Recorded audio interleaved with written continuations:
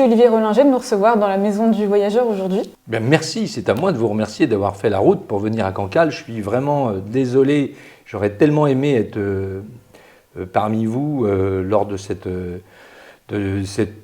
débat, de cette réflexion avec beaucoup de gens que j'aime beaucoup qui sont là présents. Le thème sera la sobriété dans la haute gastronomie. Qu'est-ce que ça vous inspire ce mot sobriété ?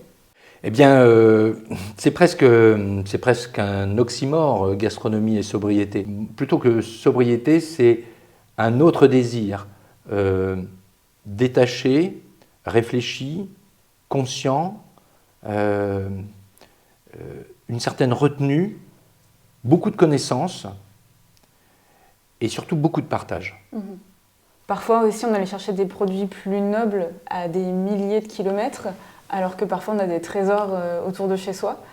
Et voilà, est-ce que consommer local et de saison, ça paraît logique aujourd'hui, mais c'est quelque chose d'essentiel aussi? On est persuadé que pour faire bon, il faut acheter des produits entre guillemets nobles.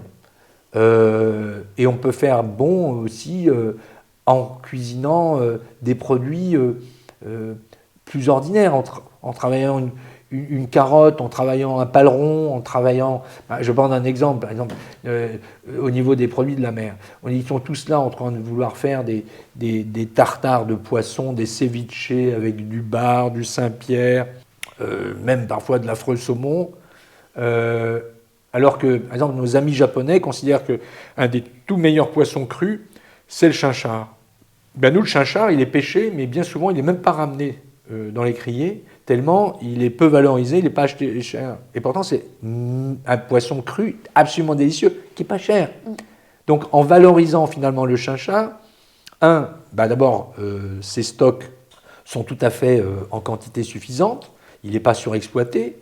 Deux, si on prend du chinchard, ça va permettre aux pêcheurs de le ramener plutôt que de le rejeter à la mer. Je rappelle que 40% des poissons pêchés dans le monde sont rejetés à la mer. Et puis, ça va permettre aux pêcheurs de mieux gagner sa vie avec ce poisson.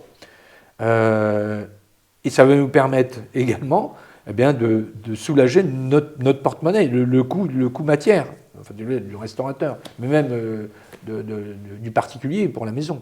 Justement, ce retour sur le goût du produit, bien rémunérer son personnel, ses producteurs, ça se répercute sur le prix d'un menu. Comment on fait comprendre à des gens qui n'ont pas forcément aussi les moyens que parfois un menu qui est juste peut coûter parfois un peu, voire très cher? Alors, première chose, d'aller au restaurant doit rester une fête. Il faut probablement aller moins souvent au restaurant, mais aller dans les bons restaurants, comme d'acheter moins de viande, mais d'acheter une bonne viande. C'est à nous aussi de réfléchir, de ne pas aller dans ce qu'on appelle la course à l'armement.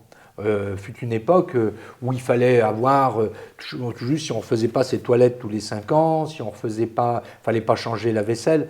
Je pense qu'il ne faut surtout pas rentrer dans ce piège-là. Je pense qu'il faut être... Aujourd'hui, on accepte des maisons beaucoup plus modestes dans l'investissement. Je pense qu'il vaut mieux avoir...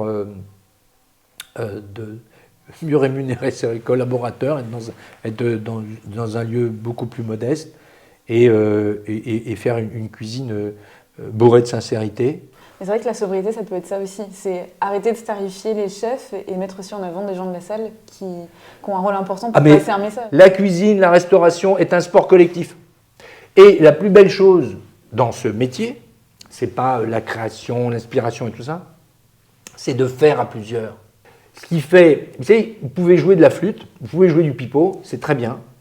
Mais par contre, tenir un orchestre, alors ça, un orchestre, ça c'est extraordinaire. Là, c'est le frisson, l'orchestre. Parce que tout ça, c'est parce que chacun fait le petit geste au bon moment, au bon endroit. Et lorsque vous avez tout ça en harmonie qui part comme ça, avec comme une espèce de vague, et puis vous faites un service de rêve, et vous tombez le tablier, et vous retrouvez de votre équipe de salle, jolie course. Ça, c'est extraordinaire. Et je pense que moi, la plus belle aventure humaine, lorsque l'on est restaurateur, lorsqu'on est cuisinier, la plus belle aventure humaine, c'est l'aventure que l'on mène avec ses équipes. Merci Olivier Rollinger de nous avoir reçus aujourd'hui et d'avoir répondu à toutes mes questions. Et merci Mathilde de m'avoir écouté. Merci aux uns et aux autres. Vraiment, j'aimerais tellement être avec vous, parce que je suis sûr que vous allez rebondir pas mal de choses que j'ai pu dire. Mais surtout, gardez bien à l'esprit que vous avez un rôle capital à jouer. Et ne rien faire, c'est laisser faire aux autres. Et ne les laissez pas faire. Ciao.